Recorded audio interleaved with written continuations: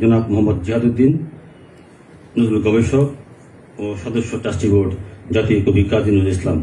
আমি স্যারকে বক্তব্য রাখার জন্য বিনীত অনুরোধ করছি।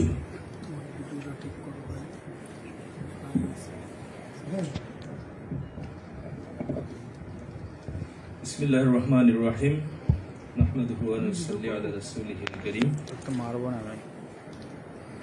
মহানবী হযরত মুহাম্মদ সাল্লাল্লাহু আলাইহি ওয়াসাল্লামের এই দুনিয়ায় আগমনের 1500 বছর গতকালকে পার হয়েছে। এই উপলক্ষে জাতীয় কবি কাজী নজরুল ইসলাম ইনস্টিটিউট কর্তৃক আয়োজিত নজরুল সাহিত্যে মহানবী সাল্লাল্লাহু আলাইহি ওয়াসাল্লাম শীর্ষক আলোচনা সভা, হামদনাদ ও দোয়ার মাহফিলের সম্মানিত সভাপতি, জাতীয় কবি কাজী নজরুল ইসলাম ইনস্টিটিউটের সম্মানিত নির্বাহী পরিচালক, বিশিষ্ট কথা সাহিত্যিক, আমাদের শ্রদ্ধেয় জনাব মোহাম্মদ লতিফুল ইসলাম শিবলি, মঞ্চে উপবিষ্ট যিনি স্বাগত বক্তব্য রেখে গেলেন এই ইনস্টিটিউটের সম্মানিত পরিচালক, আমার অনুজ সহকর্মী জনাব কে এম আল আমিন, মঞ্চে উপবিষ্ট আজকের এই মহতী আয়োজনের সম্মানিত আলোচক, লেখক, গবেষক, দায়ী এবং খতিব মসজিদুল জুমা কমপ্লেক্স, মিরপুর, ঢাকা জনাব আব্দুল হাই মোহাম্মদ সাইফুল্লাহ, মঞ্চে উপবিষ্ট অপর আলোচক, সিরাত গবেষক, লেখক ও শাইখুল হাদিস মাওলানা মোহাম্মদ জাইনুল আবেদিন, মঞ্চের সামনে উপবিষ্ট বিশিষ্ট নজরুল সঙ্গীত শিল্পীবৃন্দ, নজরুল আবৃত্তি শিল্পীবৃন্দ, সম্মানিত প্রশিক্ষক বৃন্দ, আমার স্নেহভাজন শিক্ষার্থীবৃন্দ, শ্রদ্ধেয় অভিভাবক বৃন্দ এবং দোতলায় উপবিষ্ট আমার সোনামণিরা, সবার প্রতি সালাম এবং শুভেচ্ছা। আজকে জাতীয় কবি কাজী নজরুল ইসলাম ইনস্টিটিউটের ইতিহাসে আমি বলবো যে এটি একটি ট্রানজিশন, একটি ইতিহাসের পাক ঘোরানো একটি ঐতিহাসিক আয়োজন আজকে সম্পন্ন হচ্ছে এবং এটার যিনি উদ্যোগ নিয়েছেন, যিনি বাস্তবায়ন করেছেন, আমাদের পরম শ্রদ্ধেয় ইনস্টিটিউটের সম্মানিত নির্বাহী পরিচালক জনাব লতিফুল ইসলাম শিবলি ভাইকে আমি বিশেষভাবে ধন্যবাদ জানাই এবং তার প্রতি কৃতজ্ঞতা প্রকাশ করছি। ইনস্টিটিউটের সম্মানিত অন্যান্য সহকর্মীবৃন্দ, তারা আন্তরিকভাবে এই অনুষ্ঠানটি আয়োজনের পেছনে কাজ করেছে, তাদের প্রতি আমার অনেক অনেক শ্রদ্ধা এবং শুভকামনা। আমরা নজরুল সাহিত্যে মহানবী সাল্লাল্লাহু আলাইহি ওয়াসাল্লাম এই প্রসঙ্গে যাবার আগে একটু পেছন থেকে একটু আসা দরকার বলে আমি মনে করছি। নজরুলের আবির্ভাবের আগে বাংলা সাহিত্যে মুসলিম লেখকরা ছিলেন কোণঠাসা, অপাংতেয়, দুর্বল, অসন্তুষ্ট, ডিফেন্সিভ মাইনরিটি। নজরুলের আবির্ভাব একদিনে, 2 দিনও লাগেনি, একদিনে করে তুলল তাদেরকে আত্মবিশ্বাসী, অভিজাত, অ্যাগ্রেসিভ মেজরিটি। নজরুল ইসলাম একদিন, আবার বলছি 2 দিন সময় নেননি তিনি, একদিন বিনা নোটিশে আল্লাহু আকবার তাকবীরের হায়দারি হাঁক মেরে ঝড়ের বেগে এসে বাংলা সাহিত্যের দুর্গ দখল করে বসলেন। মুসলিম বাংলার ভাঙা কিল্লাই নিশান উড়িয়ে দিলেন। একদিনে দূর করে দিলেন মুসলিম বাংলার ভাষা ও ভাবের হীনমন্যতা। মনের দিক থেকে, জাতীয় জীবনে সেটা ছিল একটা বিপ্লব। এই বিপ্লবের একমাত্র ইমাম হলেন কাজী নজরুল ইসলাম। প্রিন্সিপাল ইব্রাহিম খান সাহেব একটি প্রবন্ধ লিখেছেন, যে প্রবন্ধটির নাম হলো নজরুল ইসলামের আবির্ভাব। সেখান থেকে আমি একটু উদ্ধৃত করছি।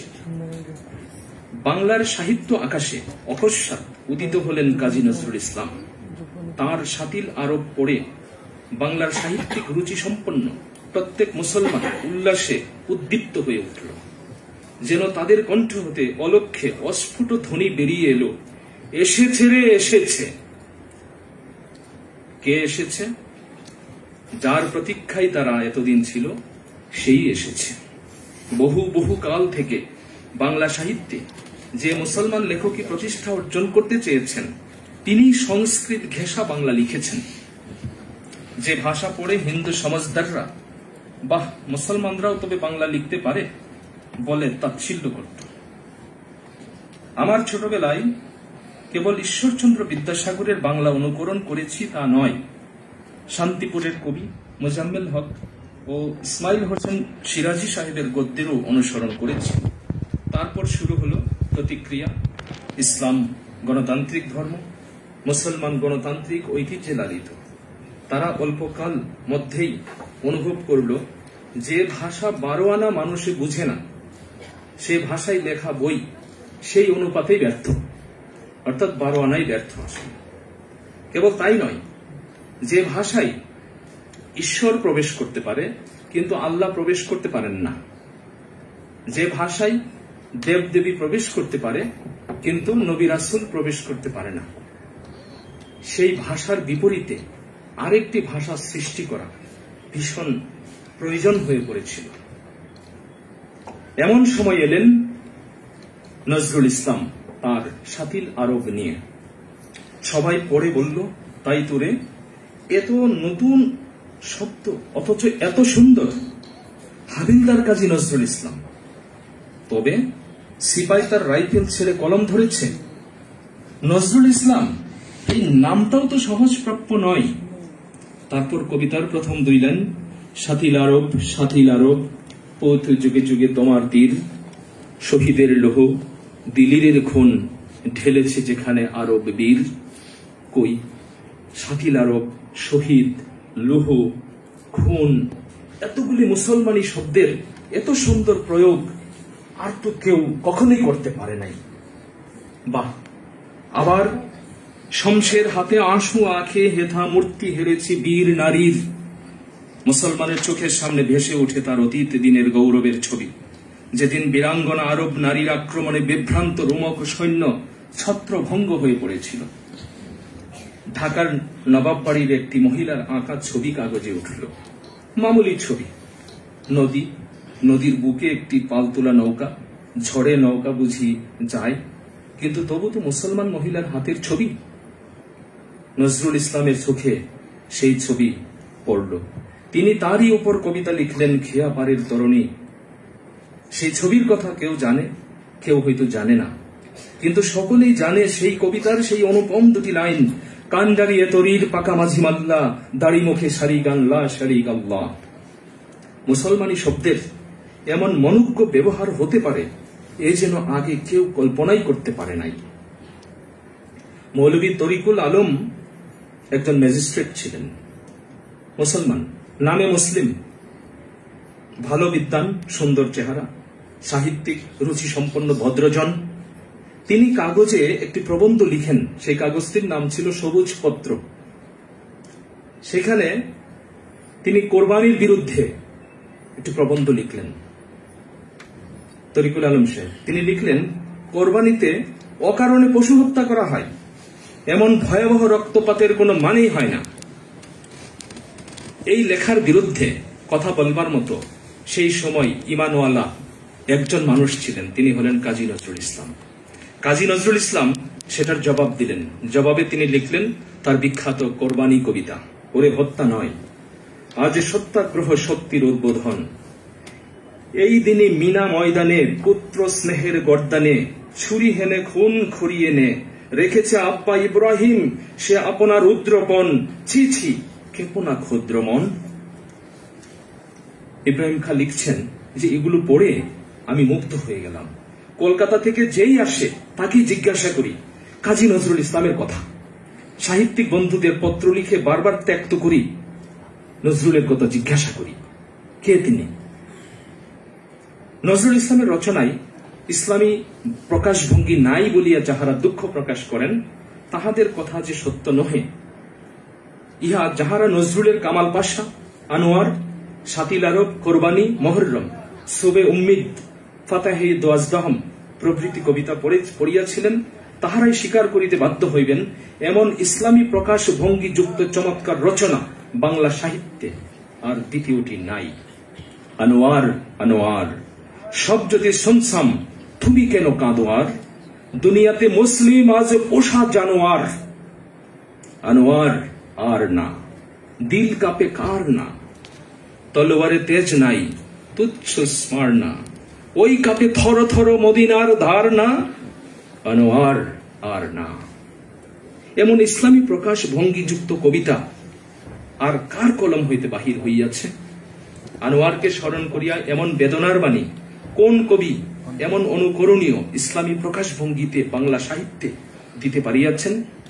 আবার রণভেরী কবিতায় যখন তিনি লিখছেন, ওরে আই ওই মহাসিন্ধুর পার হতে ঘন রণভেরী শোনা যায়, ওরে আই ওই ইসলাম ডুবে যায়, যত শয়তান সারা ময়দান, জুড়ি খুন তার পিয়ে হুঙ্কার দিয়ে জয় গান শোন গায়, আজ সব করে জুতি টক করে তোরে শহীদের খুলি দুশ্মন পায় পায়, ওরে আই তোর জান যাই যাক পৌরস, তোর মান যেন নাহি যায়, ধরে ঝঞ্ঝার ঝুটি দাপটিয়া শুধু মুসলিম পঞ্জায়, তোর মান যায় প্রাণ যায়। তবে বাজাও বিশান ওড়াও নিশান, বৃথা ভীরু সমঝাই, রণধর্মদ রঞ্চাই, ওরে আই ওই মহাসিন্ধুর পার হতে ঘন রণভেরী শোনা যায়। তুরস্ক এবং গ্রিসের যুদ্ধের প্রেক্ষাপটে এই কবিতাটি তিনি লিখেছিলেন। আজকে আমাদের চোখের সামনে ফিলিস্তিনের নিষ্পাপ শিশুরা, আবাল বৃদ্ধ বনিতারা, তাদেরকে শেষ করে দেওয়া হচ্ছে। অফিসিয়ালি ডিক্লেয়ার করে বলা হচ্ছে গাজায় কোনো মানুষ মুসলমান থাকতে পারবে না, মাটির নিচে পিষে দেওয়া হবে, তাই করা হচ্ছে। কোথায়? আজ তো সেই ইমানদার একজন লোক আমরা পাই না খুঁজে, যিনি বলবেন যে ওরে আয় ওই ঘন রণভেরী শোনা যায়। নেই। এমন ইসলামী জোশ, এমন মুসলমানি শৌর্য বীর্যের প্রকাশ বাংলায় আর কোন কাব্যে আছে? ভীরু বাঙালির কলমে যে এত তেজ ছিল, তাহা নজরুল ইসলামের আবির্ভাবের পূর্বে আর কে কল্পনা করতে পারিয়াছিল? এটুকু প্রিন্সিপাল ইব্রাহিম খাঁ সাহেবের কথা। আমি বলি, কাজী নজরুল ইসলাম, এখানে তিনটি শব্দ আছে, কাজী, নজরুল এবং ইসলাম। কাজী অর্থ বিচারক, নজরুল নজর, দৃষ্টি। কিসের দৃষ্টি? ইসলাম। তার ভেতরে যদি আমরা প্রবেশ করতে পারি, তাহলে আমরা ইসলামের যে সুন্দর একটি শুদ্ধ যে একটি রূপ আছে, সেই সন্ধান আমরা পাব এবং সত্য মিথ্যার প্রভেদটাও আমরা বের করতে পারব, কোনটা ইসলামের আদর্শ, কোনটি ইসলামের আদর্শ নয়। এই জন্য তিনি কাজী, কাজী নজরুল ইসলাম। মা জাহেদা খাতুন খুব আদর করে ছোটবেলায় তাকে বলতেন নজর আলী বলে, নজর আলী। সেই নজর আলী, তিনি, তার জন্ম হয়েছিল সুবে সাদিকের সময়। অন্ধকার দূর হয়ে যাচ্ছে, নতুন আলোর সন্ধান, প্রভাত, নতুন একটি দিনের শুরু হচ্ছে। সেই কারণে কাজী নজরুল ইসলাম যে জাগরণের এত বড় ঝান্ডাবাহী হতে পেরেছিলেন, আমরা যদি না জাগি মা কেমনে সকাল হবে, তোমার ছেলে উঠলে বোমা রাত পোহাবে তবে। কিংবা বাজলো কিরে ভোরের সানাই, নিদ মহলার আধার পুরে, শুনছি আজান গগন তোলে, অতিথি রাতের মিনার চুড়ে। সরাইখানার যাত্রীরা কি বন্ধু জাগো উঠল হাঁকি, নীল ছেড়ে ওই প্রভাত পাখি গুলিস্তানে চলল উড়ে। তার বোধন একটি কবিতা আছে, সেইখানে তিনি আত্মবিশ্বাসের সাথে বলেছেন, দুঃখ কি ভাই হারানো ইউসুফ কিনানে আবার আসিবে ফিরে। মুসলমানদেরকে তিনি আশ্বাস স্বপ্ন দেখাচ্ছেন, দুঃখ করবে না, হারানো ইউসুফ ঠিকই কিনানে আবার ফিরে আসবে। সেই কথা, সেই প্রতিশ্রুতি আল্লাহ রাব্বুল আলামিন দিয়েছেন পবিত্র কোরআন শরীফে, আর আমাদের সামনে উপস্থাপন করেছেন আমাদের মতো বাংলা ভাষায় সহজে সুন্দর করে কাজী নজরুল ইসলাম। আমরা নজর আলীর কথা বলছিলাম, যে মা খুব আদর করে তাকে নজর আলী বলতেন। সেই নজর আলী শব্দটি, নজর শব্দটি তিনি একটি কবিতার মধ্যে ব্যবহার করেছেন। সেই কবিতাটি হলো বাংলার আজিজ। বাংলার আজিজ অবিভক্ত বাংলার শিক্ষা বিভাগের ইন্সপেক্টর অফ স্কুলস ছিলেন চট্টগ্রাম শহরের তামাকুমন্ডি লেনের আব্দুল আজিজ সাহেব, যিনি ছিলেন হাবিবুল্লাহ বাহার এবং শামসুন নাহার মাহমুদ, তাদের দুজনের নানা। তো আব্দুল আজিজ সাহেবকে নিয়ে কাজী নজরুল ইসলাম বাংলার আজিজ কবিতাটি লিখেছিলেন। সেই কবিতাটিতে তিনি নজর শব্দটি ব্যবহার করেছেন। আমি কয়েকটি লাইন বলবো, এই লাইনগুলো পড়লে মনে হবে এই কথাগুলো কাজী নজরুল ইসলামের ক্ষেত্রেই প্রযোজ্য হয়। পোহাইনি রাত, আজান তখনও দেইনি মুয়াজ্জিন, মুসলমানের রাত্রি তখন আর সকলের দিন, অঘোর ঘুমে ঘুমাই যখন বঙ্গ মুসলমান, সবার আগে জাগলে তুমি গাইলে জাগার গান। ফজর বেলার নজর, ফজর বেলার নজর, ওগো উঠলে মিনার পর, ঘুম টোটানো আজান দিলে আল্লাহু আকবার। এটি কাজী নজরুল ইসলামই আসলে তিনি ঘুম ভাঙানোর আজান দিয়েছেন আল্লাহু আকবার বলে। কাজী নজরুল ইসলামের আগেও ইসলামী সাহিত্য ছিল, সমকালেও ছিল, এখনো আছে। তার আগে যে ইসলামী সাহিত্য ছিল বা মুসলমানদের যে অবস্থা ছিল, সেই অবস্থাটা কেমন ছিল, মুসলমানদের অর্থনৈতিক, সামাজিক, রাজনৈতিক অবস্থা কেমন ছিল আমরা বুঝতে পারি। কিন্তু এইগুলোরই সামগ্রিক প্রতিফলন হয় সাহিত্যের মধ্যে। যে কারণে কাজী নজরুল ইসলাম তার খালিদ কবিতার মধ্যে, খালিদ কবিতা, যে কবিতার মধ্যে তিনি বলেছেন যে বিশ্ব যখন এগিয়ে চলেছে আমরা তখনও বসে বিবি তালাকের ফতোয়া খুঁজেছি ফিকা ও হাদিস চষে। বিশ্ব যখন এগিয়ে চলেছে আমরা বিবি তালাকের ফতোয়া খুঁজে বেরিয়েছি তখন। তো সেখানে কাজী নজরুল ইসলাম বলছেন, খালেদ খালেদ সবার অধম মোরা হিন্দুস্তানি, হিন্দু না মোরা মুসলিম তাহা নিজেরাই নাহি জানি। এই যে আইডেন্টিটি ক্রাইসিস, আমি কে আসলে, আমি সহসা আমারে চিনেছি, আমার খুলিয়া গিয়াছে সব বাঁধ, এটা কাজী নজরুল ইসলাম বলতে পেরেছেন, কারণ তিনি চিনতে পেরেছিলেন নিজেকে। কিন্তু আমাদের সেই শেডটা এখনো তৈরি হয়নি। সেই কারণে নজরুল বলছেন যে আমরা হিন্দু না মুসলিম এটাই এখনো বুঝতে পারছি না, সবার অধম আমরা, আমরা তো আইডেন্টিটিটাই তৈরি হয়নি এখনো আমাদের। নজরুলের পূর্বে বাংলা সাহিত্যে ইসলামের প্রতি কতখানি অবিচার করা হয়েছে তার একটা চিত্র কাজী নজরুল ইসলাম নিজেই উল্লেখ করে গেছেন। 1925 সালে প্রিন্সিপাল ইব্রাহিম খাঁ সাহেব কাজী নজরুল ইসলামকে একটি পত্র দিয়েছিলেন, আমরা অনেকে জানি সেটি, যে প্রিন্সিপাল ইব্রাহিম খাঁ সাহেব বলেছিলেন যে বাংলা সাহিত্যে মাওলানা রুমি, হাফিজ, সাদি এই আসনগুলো পড়ে আছে, শূন্য পড়েছিল, সেই শূন্য আসনে আল্লাহ রাব্বুল আলামিন আমাদের হাজার বছরের মোনাজাত কবুল করে তোমাকে পাঠিয়েছেন। তুমি আমাদের হাফিজ, তুমি আমাদের খাইয়াম, তুমি আমাদের সাদি। তো সেখানে প্রিন্সিপাল ইব্রাহিম খাঁ সাহেবের কিছু আক্ষেপ ছিল, আরো কিছু চাওয়া পাওয়াও ছিল। তো কাজী নজরুল ইসলাম সেই চিঠির জবাব দিয়েছিলেন প্রায় 2.5 বছর পরে। সেখানে তিনি কতগুলো কথা বলেছিলেন, আমি কয়েকটি কথা উদ্ধৃত করছি।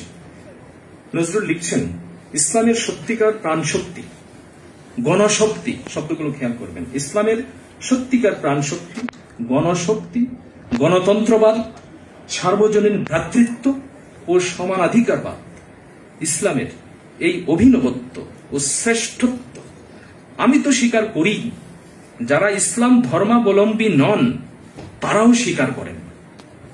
ইসলামের এই মহান সত্যকে কেন্দ্র করে কাব্য কেন, মহাকাব্য সৃষ্টি করা যেতে পারে। আমি ক্ষুদ্র কবি, আমার বহু লেখার মধ্য দিয়ে আমি ইসলামের এই মহিমার গান করেছি, তবে কাব্যকে ছাপিয়ে উঠেনি সেই গানের সুর, উঠতে পারেও না, তাহলে তা কাব্য হবে না। আমার বিশ্বাস কাব্যকে ছাপিয়ে উদ্দেশ্য বড় হয়ে উঠলে কাব্যের হানি হয়। এরপর নজরুল ইসলাম লিখেন, আপনি কি চান তা আমি বুঝতে পারি, কিন্তু সমাজ যা চায় তা সৃষ্টি করতে আমি অপারগ। কারণ তিনি হচ্ছেন সেই কবি, তিনি তো কাজী, তিনি সত্য মিথ্যা যাচাই করতে পারবেন, তিনি আল ফারুক, সত্য মিথ্যার পার্থক্য তৈরি করতে পারেন। যে কারণে উমর ফারুককে নিয়ে তিনি বিশ্বের শ্রেষ্ঠতম একটি কবিতা লিখেছেন। উমর ফারুক, তিমির রাত্রি সারা যান শুনি দূর মসজিদে, প্রিয় হারাকার কান্নার মতো এ বুকে আসিয়া বিধে, আমিরুল মুমিনিন তোমার স্মৃতি যে আজানের ধ্বনি জানে না মুয়াজ্জিন, যে মুয়াজ্জিন আজান দিচ্ছে সেই মুয়াজ্জিনও জানে না যে এই আজানের পেছনে তোমার স্মৃতি জড়িয়ে আছে।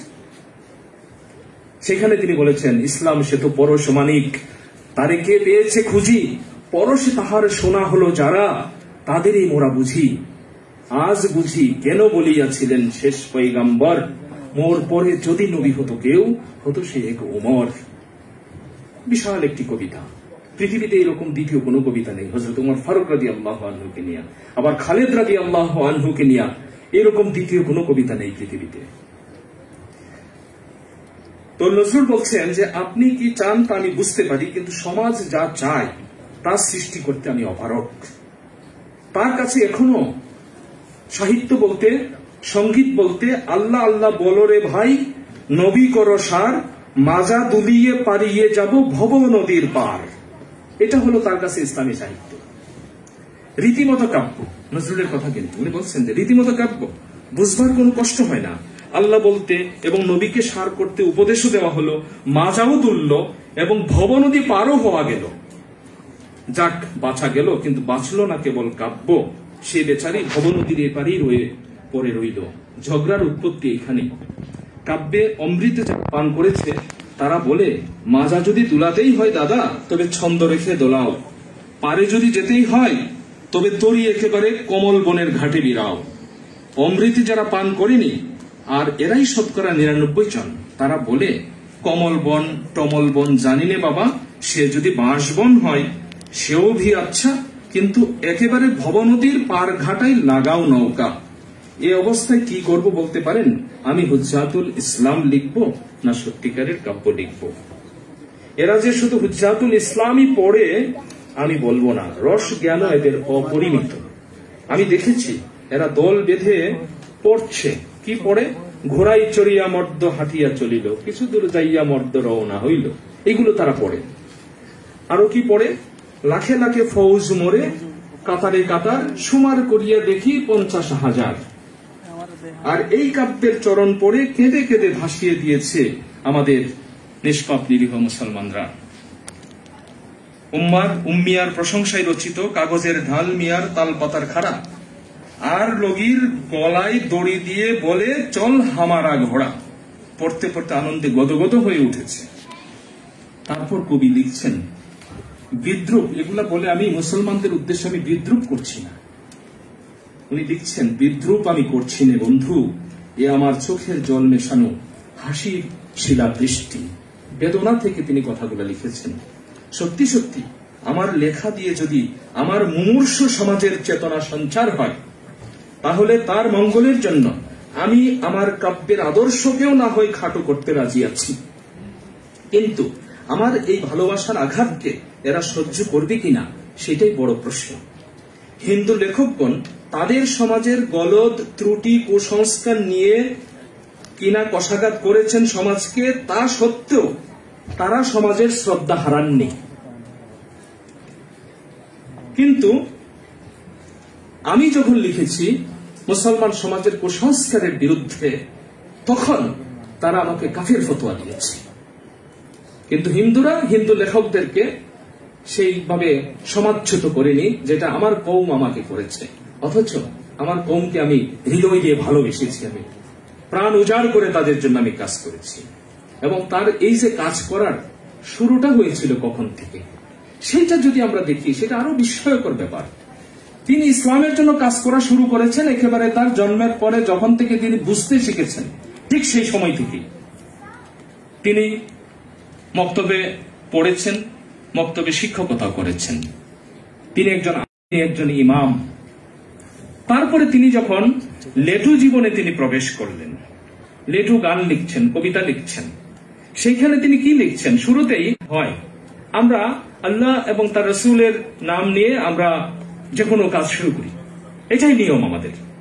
কিন্তু কাজী নজরুল ইসলাম দেখলেন যে লেটু দলে যে আসর বন্দনা শুরু হয়, সেখানে আল্লাহ নাই, নবীজি নাই।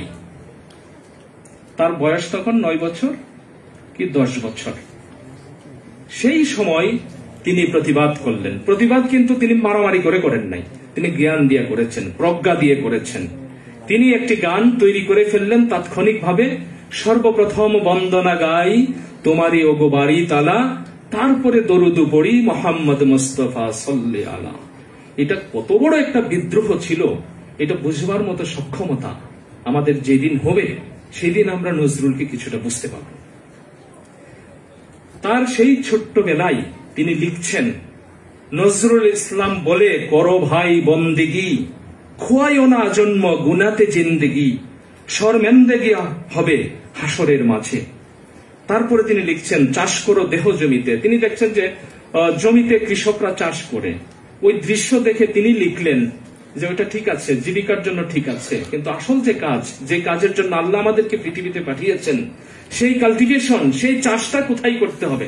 নজরুল লিখলেন, চাষ করো দেহ জমিতে, হবে নানা ফসল এতে, নামাজে জমি উগালে, রোজাতে জমি সামালে, কলেমাই জমিতে মই দিলে, চিন্তা কিহে এই ভবেতে।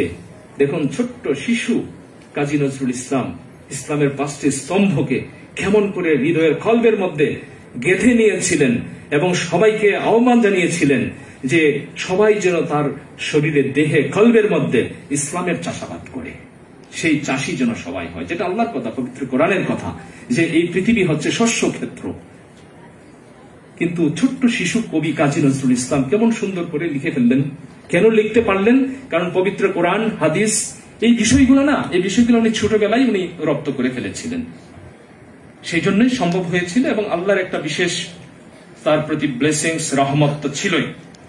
তো মুসলমানদের এই দায়িত্বশীল অভিভাবক, জাগরণের রহবর কাজী নজরুল ইসলাম, উনি একটা সম্মেলনে 1343 বঙ্গাব্দে ফরিদপুর জেলায় মুসলিম ছাত্র সম্মিলনীতে একটা বক্তব্য রেখেছিলেন। ছাত্রদেরকে তিনি ভীষণ ভালোবাসতেন, কারণ শিক্ষা ছাড়া আমাদের কোনো মুক্তি নাই। তো শিক্ষা যারা গ্রহণ করে তারা ছাত্র, তালেবে ইলম, তাদেরকে তিনি অত্যন্ত ভালোবাসতেন। সেই ছাত্রদের সম্মেলনেতে কাজী নজরুল ইসলাম বললেন যে, ভাই, দুঃখ দুর্দশায় বড় দুঃখে একদিন বলেছিলাম, ভিতরের দিকে যত মরিয়াছি বাহিরের দিকে তত, গুনতিতে মোরা বাড়িয়া চলেছি গরু ছাগলের মতো। এই খালিদ কবিতার মধ্যে সেই কথা তিনি ফরিদপুরের ছাত্র সম্মেলনে ছাত্রদেরকে তিনি স্মরণ করিয়ে দিলেন যে বড় দুঃখে একদিন এই কথা আমি বলেছিলাম। এই লজ্জা, এই অপমানের গ্লানি থেকে তোমরা তরুণ ছাত্র দল বাংলার মুসলিমকে বাঁচাও। ওনার এই বক্তব্যের শিরোনামই ছিল বাংলার মুসলিমকে বাঁচাও। সমাজের স্তরে স্তরে, এটা নজরুলের কথা, আমি উদ্ধৃত করছি শুধু, সমাজের স্তরে স্তরে, তার গোপনতম কোণে কোণে, বোরখার অন্তরালে, আব্রুর মিথ্যা আবরণে যে আবর্জনা পুঞ্জীভূত হয়ে উঠেছে তার নিবাকরণ করো, সেটাকে খুলে দাও। ইসলামের প্রথম উষার ক্ষণে সুবে সাদিকের কালে যে কল্যাণী নারী শক্তি রূপে আমাদের দক্ষিণ পার্শ্বে অবস্থান করে আমাদের শুধু সহধর্মিনী নয়, সহকর্মিনী হয়েছিলেন, যে নারী সর্বপ্রথম স্বীকার করলেন আল্লাহকে, হযরত খাদিজাতুল কুবরা রাদিয়াল্লাহু আনহার কথা বলছেন, যে নারী প্রথম স্বীকার করলেন আল্লাহকে, তার রাসূলকে, তাকেই আমরা রেখেছি দুঃখের দূরতম দুর্গে বন্দিনী করে, সকল আনন্দের, সকল খুশির হিস্সাই মহরুম করত। যে একতা ছিল মুসলিমের আদর্শ, যার জুড়ে মুসলিম জাতি 1 শতাব্দীর মধ্যে পৃথিবী জয় করেছিল, আজ আমাদের সেই একতা নেই। হিংসায়, ঈর্ষায়, কলহে ঐক্যহীন আমরা বিচ্ছিন্ন। দেয়ালের পর দেয়াল তুলে আমরা ভেদ বিভেদের জিন্দানখানার সৃষ্টি করেছি। কত তার নাম, শিয়া, সুন্নি, শেখ, সৈয়দ, মোগল, পাঠান, হানাফি, শাফি, হাম্বলি, মালেকি, লামাযহাবি, ওহাবি, আরো কত শত দল। এই শত দলকে এক শামিল করো, এক জমাত করো, সকল ভেদ বিভেদের প্রাচীর নিষ্ঠুর আঘাতে ভেঙে ফেলো। এটা ফরিদপুরে ছাত্রদের সম্মিলনীতে কাজী নজরুল ইসলাম আহ্বান জানিয়ে গেছেন আমাদের প্রতি। আলেম ওলামাগণের প্রতি কাজী নজরুল ইসলামের যেই সম্মান ছিল, যে শ্রদ্ধা ছিল, সেটা আমরা কল্পনা করতে পারবো না কত শ্রদ্ধা ছিল। তিনি পবিত্র কোরআন শরীফের অনুবাদে হাত দিলেন, সেটাও কবিতায় অনুবাদ করবেন, কাব্যে অনুবাদ। কেন কাব্যে অনুবাদ করবেন তার একটি ব্যাখ্যা তিনি তার ওই বইয়ের ভূমিকার মধ্যে দিয়েছেন, যে কোরআন শরীফ এটা গদ্যে অনুবাদ করলে এটার রিদম, এটার ছন্দটা আসে না, এটা না গদ্য, কিন্তু কি পড়ছে তা তারা জানে না, অনেকেই জানে না। তাদেরকে আমাদের জানাতে হবে। জানাতে গেলে এটাকে বাংলায় তর্জমা করতে হবে। কাজী নজরুল ইসলাম প্রথম হাত দিলেন কাব্যে পবিত্র কোরআন শরীফ অনুবাদের, এবং তার প্রথম প্রকাশ হচ্ছে কাব্যে আমপারা। সেই কাব্যে আমপারা বইটি তিনি উৎসর্গ করেছিলেন, তার মানে শ্রদ্ধায় অভিভূত হয়ে যায়। তিনি উৎসর্গ পত্রে লিখছেন, আমি কোট আনকোট পড়ছি, বাংলার নায়েবে নবী মৌলবী সাহেবানদের দস্ত মোবারকে। বাংলার নায়েবে নবী মৌলবী সাহেবানদের দস্ত মোবারকে। এই বইটি তিনি কোরবান করে গেছেন, উৎসর্গ করে গেছেন। তো এই বইয়ের মধ্য থেকে আমরা পাই তিনি কত বড় একজন মুফাসসির ছিলেন। সমকালে ওই সময় পর্যন্ত পৃথিবীতে যত বিখ্যাত তাফসির গ্রন্থ ছিল তার প্রায় প্রত্যেকটি তাফসির গ্রন্থ তিনি পড়ে শেষ করে ফেলেছিলেন। এবং সেটা এই বইয়ের ভূমিকার মধ্যে তিনি একটু আভাস দিয়েছেন এইভাবে যে আমি এই অনুবাদে যে যে পুস্তকের সাহায্য গ্রহণ করেছি নিচে তার একটি তালিকা দিলাম। সেলস কোরআন, মাওলানা মোহাম্মদ আলীর কোরআন, তাফসিরে হুসাইনি, তাফসিরে বাইজাবি, তাফসিরে কবিরি, তাফসিরে আজিজি, তাফসিরে মাওলানা আব্দুল হক দেহলভি, তাফসিরে জালালাইন এটসেট্রা। ছোট্ট একটা তালিকা দিয়েছেন কেবল। এবং এই একটি গ্রন্থ এটি অনুবাদ করতে গিয়ে উনি লিখলেন যে আমি জীবনে প্রথম আমি ভাষার দাসত্ব করছি। কোরআন হচ্ছে আল্লাহর ভাষা, আমি সেই ভাষার দাসত্ব করছি। এটার উল্টা দিকটা যদি আমরা চিন্তা করি যে আর কোথাও তিনি ভাষার দাসত্ব করে নাই, বরং ভাষা তার দাসত্ব করেছে। সৃষ্টি সুখের উল্লাসে তিনি লিখে গেছেন। শুধু পবিত্র কোরআন অনুবাদ করতে গিয়ে তিনি বলছেন আমি জীবনে এই প্রথম ভাষার দাসত্ব করছি। কারণ মাথা নিচু করার লোক তো তিনি না, একমাত্র একটি জায়গায় তিনি মাথা নিচু করেছেন, সেটি হল আল্লাহ। এছাড়া কারোর কাছে তিনি মাথা নত করেন নাই।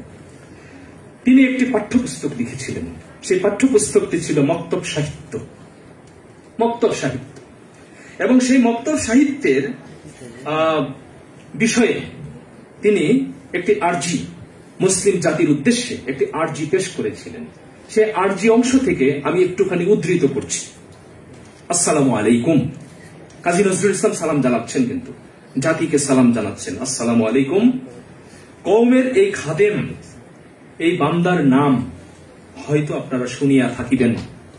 আমি আমার কবিতায়, ইসলামী গানে, গল্পে, উপন্যাসে, নাটকে, প্রবন্ধে, বক্তৃতায় আশৈশব, এই যে শিশুকাল থেকে আশৈশব ইসলামের সেবা করিয়া আসিতেছি।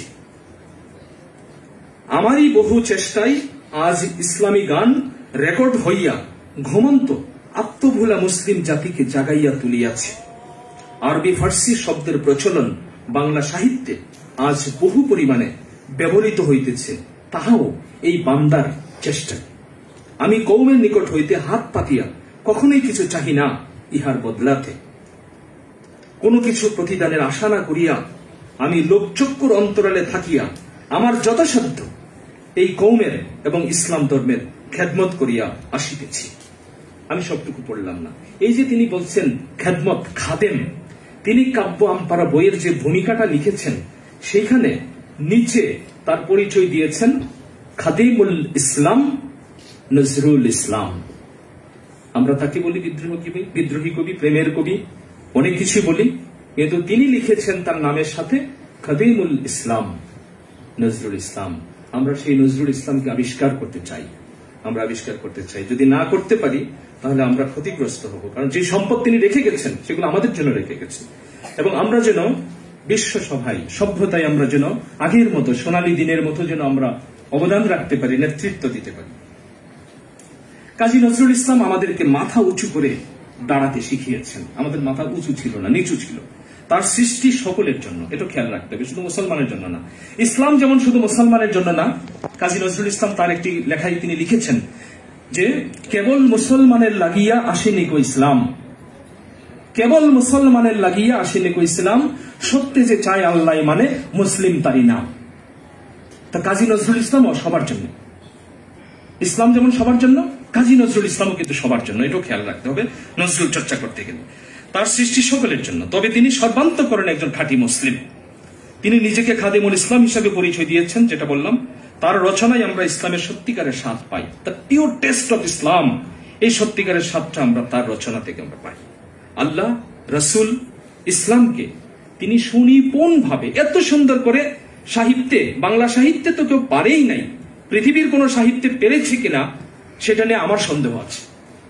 আল্লাহর এত গুণগান, রাসূল পাক সাল্লাল্লাহু আলাইহি ওয়াসাল্লামের যে নাতে রাসূল কিংবা কবিতা কিংবা আরো যেসব সৃষ্টি তিনি করে গেছেন, এটা শুধু আমি বলবো যে মানে কেন তিনি করতে পেরেছিলেন, কারণ এই লেখাগুলো তার ছিল না। এই লেখাগুলো এগুলো ছিল ইলহাম। আমি যার নুপুরের ছন্দ, বেনুকার সুর, কে সেই সুন্দর কে, কে মোরে গোপনে কবিতা লেখায়। গোপনে যিনি কবিতা লিখিয়েছেন তিনি লিখিয়েছেন এগুলো। যার হাত দিয়ে আল্লাহ তার হামদ লেখান, যার হাত দিয়ে আল্লাহ তার প্রিয়তম হাবিব সাল্লাল্লাহু আলাইহি ওয়াসাল্লামের জন্য নাত লেখান, আল্লাহ তাকে পছন্দ করেন এবং পছন্দ করেন বলেই আল্লাহ তাকে দিয়ে লেখান। চেষ্টা করে এগুলো লেখা যায় না। তার হামদ নাত, তার যে জাগরণের কবিতা, ইসলামী যে সৃষ্টি সম্ভার, তার যে পাঠ্যপুস্তকের কথা বললাম, এগুলো আমরা পরিপূর্ণ ইসলামকে উইথ দ্য পিওর টেস্ট আমরা পাবো কাজী নজরুল ইসলাম থেকে। এখন যে বিষয়ে আজকের আলোচনা সেটি হলো যে নজরুল সাহিত্যে মহানবী সাল্লাল্লাহু আলাইহি ওয়াসাল্লাম। এই বিষয়ে সাহিত্য তো অনেক বড়, সাহিত্যের এমন কোন শাখা প্রশাখা নাই যেখানে কাজী নজরুল ইসলামের অবদান নাই, যেখানে নেতৃত্ব দেন নাই কাজী নজরুল ইসলাম, যেগুলোকে জাগিয়ে তুলেন নাই, এমন কোন শাখা প্রশাখা নাই। সঙ্গীত সাহিত্য সব জায়গায়। আমি রাসূল করিম সাল্লাল্লাহু আলাইহি ওয়াসাল্লামকে নিয়ে নজরুল যে নাতগুলো লিখেছিলেন, শুধু সেইগুলো নিয়ে আমি একটা বই লিখেছিলাম, তাও প্রায় 10 বছর আগে। সেই বইটির নাম দিয়েছিলাম আমি নিখিলের চির সুন্দর। নিখিলের চির সুন্দর সৃষ্টি আমার মোহাম্মদ রাসূল। এই গানটি কাজী নজরুল ইসলাম লিখেছিলেন তার ছোটবেলায়, লেটু জীবনে। নিখিলের চির সুন্দর সৃষ্টি আমার মোহাম্মদ রাসূল। সম্ভব? এটা আল্লাহ না দেখালে এটা সম্ভব না। আমাকে স্লিপ দেওয়া হয়েছে, আমি কি একটু আরেকটু সময় চেয়ে নিতে পারি কিনা?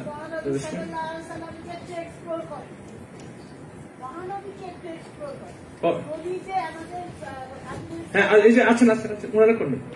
হ্যাঁ, ওনারা করবেন। ওকে, আচ্ছা। এখন আমরা আসি যে নজরুলের যে সাহিত্য, কাজী নজরুল ইসলাম মহানবী সাল্লাল্লাহু আলাইহি সাল্লামকে কেন ধরলেন, কেন তাকে অবলম্বন করলেন? কারণ হলো কাজী নজরুল ইসলাম পৃথিবীতে এসছেন, তিনি মানুষের মুক্তির জন্য কাজ করেছেন, মানুষের কল্যাণের জন্য কাজ করেছেন, তিনি মানুষের মুক্তির জন্য। এ নহে বিলাস বন্ধু, এ নহে বিলাস। সাহিত্য অনেকের ক্ষেত্রে বিলাসিতা, যারা লিখে যারা পড়ে উভয়ের জন্য প্রযোজ্য। অনেকের ক্ষেত্রে এগুলো হচ্ছে বিনোদনের মাধ্যম। কিন্তু কাজী নজরুল ইসলাম বলেছেন যে এ নহে বিলাস বন্ধু, এ নহে বিলাস। আমি বিলাসিতা করতে পৃথিবীতে আসি নাই। আমি যা কিছু করি, আল্লাহ রাব্বুল আলামিন সূরা আলে ইমরানে আমাদেরকে শিখিয়েছেন যে যারা আমার সৃষ্টি নিয়ে গবেষণা করে তারা বলতে বাধ্য হয়, রাব্বানা মা খালাকতা হাযা বাতিলা সুবহানাকা ফাকিনা আযাবান নার, যে হে আমাদের রব, তুমি এর কোনো কিছুই অনর্থক সৃষ্টি করো নাই।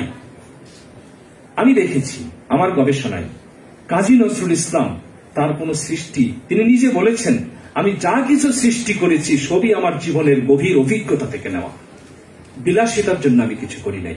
তো নবী করিম সাল্লাল্লাহু আলাইহি সাল্লাম কে ছিলেন এটাও আমাদেরকে জবাব দিতে হবে এই কারণে, কারণ আমরা আসলে এত দূরে সরে গেছি। আমি কে সেটাই তো আমি চিনতে পারি না। আমি যেদিন আমাকে চিনতে পারবো তখন আমার বন্ধুদেরকেও চিনতে পারবো, আমার যারা শুভাকাঙ্ক্ষী, যারা আমার মুক্তির জন্য এসেছিলেন পৃথিবীতে, তাদেরকেও আমি চিনতে পারবো। তো আমি সেই দিকে আমি যাচ্ছি না। তো আমি আব্দুল মান্নান সৈয়দের একটা জায়গা থেকে আমি একটু উদ্ধৃত করছি নজরুল সম্পর্কে একটু ধারণা পাওয়ার জন্য, যে নজরুল কেবল, তিনি লিখছেন যে নজরুল কেবল এ যাবৎকালের শ্রেষ্ঠ বাঙালি মুসলমান কবি নন, রসুল প্রশস্তি রচয়িতা হিসাবেও তিনি শ্রেষ্ঠতম।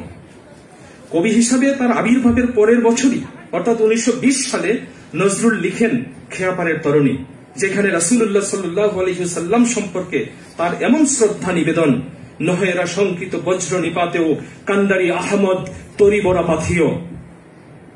আমরা জানি আহমদ সাল্লাল্লাহু আলাইহি সাল্লাম নবী মুহাম্মদ সাল্লাল্লাহু আলাইহি সাল্লামের আরেকটি নাম। কয়েক মাসের মধ্যে নজরুল লিখেন ফাতেহায়ে দুআজদাহম, নবীজির আগমনকে কেন্দ্র করে একটি বিখ্যাত কবিতা লিখলেন, সেটি হলো ফাতেহায়ে দুআজদাহম। তারপরে চিন্তা করলেন নবীজির তিরোভাব পৃথিবী থেকে বিদায়ের জন্য তো একটা লেখা দরকার। ঠিক 1 বছর পরে একই শিরোনামে ফাতাহে দোয়াজদহম ব্রেকেটে লিখলেন তিরোভাব, কারণ তিনি তো পৃথিবী থেকে বিদায় নিয়েছেন, সেই চিত্রটিও আসা দরকার। এই রবিউল আউয়াল মাস যখন শুরু হয়, নজরুলের সেই গানটি প্রত্যেক মুসলমানের মাথায় থাকার কথা। সেই রবিউল আউয়ালের চাঁদ এসেছে ফিরে, ভেসে আকুল অশ্রু নীরে। কই রবিউল আউয়াল মাস আসে, আমরা তো এটা ভাবি না মানে কি এখনো আমরা আসলে ঘুমিয়ে আছি। এই যে মুহররম মাস যখন আসে, নজরুলের গান তো আমার হৃদয়কে চাঙ্গা করে ফেলবার কথা। মুহররমের চাঁদ এলো ওই কাঁদাতে ফের দুনিয়ায়, ওয়া হোসেনা তারি মাতম শোনা যায়। কই আমাদের মিডিয়াগুলোতে একসঙ্গে বেজে উঠবার কথা সন্ধ্যা হওয়ার সাথে সাথে, কারণ আমাদের ইসলামের দিন শুরু হয় মাগরিব থেকে, সাথে সাথে একসঙ্গে বেজে উঠবার কথা মুহররমের চাঁদ এলো ওই, অথবা সেই রবিউল আউয়ালের চাঁদ এসেছে ফিরে, কিংবা তোরা দেখে যাবি না মায়ের কোলে। এগুলো তো একসঙ্গে বেজে উঠবার কথা, বাজে না। কেন বাজে না? কারণ আমরা চিনতে পারছি না, আমরা আপনারাই চিনি না, আমরা নিজেকে চিনি না। আমরা কাজী নজরুল ইসলাম তার যে ছোট্টবেলার কথা বলছিলাম, সেই সময় তিনি যে লেখাগুলো লিখেছেন রসুলকে নিয়ে, নবীজিকে নিয়ে, তার কয়েকটি নাম হচ্ছে, আমি বলি যে আমিনা দুলাল নাচে হালিমার কোলে। এই গানটি যখন আমরা শুনি তাজ্জব হতে হয় যে একটি ছোট্ট শিশু কেমন করে লিখেন আমিনা দুলাল নাচে হালিমার কোলে, তালে তালে সোনার বুকে সোনার তাবিজ দুলে, কেমন করে লিখেন? বিস্ময়কর ব্যাপার, মহাবিশ্বের বিস্ময় নজরুল ইসলাম। আমার মনে হয় আমাদের 2 জন বক্তা আছেন, আমি কিন্তু আজকে একটু অন্য ধারার কথা বলছিলাম, যে কারণ এই বিষয়ে কথা বলবার জন্য পড়াশোনা করতে হয়, এবং জানলেও আরো পড়তে হয়, এবং বলার ক্ষেত্রে যথেষ্ট সতর্কতা অবলম্বন করতে হয়। কারণ কথাগুলো বলা হচ্ছে এমন একজন মহামানব সম্পর্কে, যাকে সৃষ্টি করা না হলে এই রাব্বুল আলামিন, আল্লাহ রাব্বুল আলামিন সৃষ্টি জগতের কোনো কিছুই তিনি সৃষ্টি করতেন না। আল্লাহ রাব্বুল আলামিন নিজে একটি কাজ করেন, সেই কাজটি হলো তার হাবিবের শানে, নবীজির শানে দরুদ শরীফ পড়েন। আল্লাহ নিজে করে কাজটি। তো সুতরাং সেই মহামানব, মহানবী সাল্লাল্লাহু আলাইহি সাল্লাম সম্পর্কে যখন আমাদের আলোচনা হয়, তখন আমাদের খুব সতর্কতার সাথে শব্দ চয়ন করতে হয়, শুনতে হয়, বলতে হয়। তো আমি দেখিয়েছি যে কাজী নজরুল ইসলাম যে নাতে রসুলগুলা শুধু লিখেছেন, সেখানে আমি কতগুলো ভাগে আমি দেখেছি যে নবীজির জীবনে এমন কোন দিক নাই যে দিকগুলো কাজী নজরুল ইসলামের লেখায় উঠে আসে। যেমন 1 নাম্বার হলো আগমনী পর্ব আমি নাম দিয়েছি। নবীজির আগমনকে নিয়ে তিনি লিখেছেন, নবীজির বেড়ে ওঠা নিয়ে তিনি লিখেছেন, শাদী মোবারক নিয়ে লিখেছেন, নবুয়ত প্রাপ্তির উপর অনেকগুলো নাতে রাসূল আছে। মদিনা নিয়ে তো তার লেখার কত লেখা, আমি যদি আরব হতাম মদিনারই পথ, এই পথে মোর চলে যেতেন নূর নবী হযরত, পয়জার তার লাগতো এসে আমার কঠিন বুকে, আমি ঝর্ণা হয়ে গলে যেতাম অমনি পরম সুখে, সেই চিহ্ন বুকে পুরে পালিয়ে যেতাম কোহিতুরে, দিবানিশি করতাম তার কদম জিয়ারত। এই নিবেদন পৃথিবীর কোন সাহিত্যে নাই, এই নিবেদন।